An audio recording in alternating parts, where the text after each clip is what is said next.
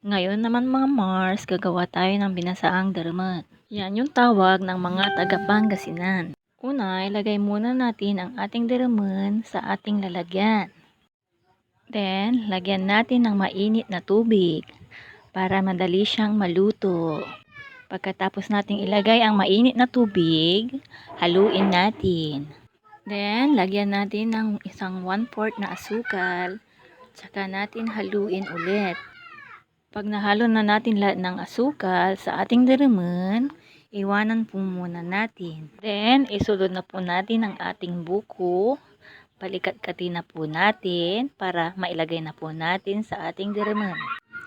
Pagkatapos nating magbalikat-kat ng ating buko, ayan na po, ilagay na po natin sa ating daraman. So, ayan, ilagay na po natin lahat at haluin natin. Pagkatapos nating mahalo maigi, lagyan na po natin ng yelo.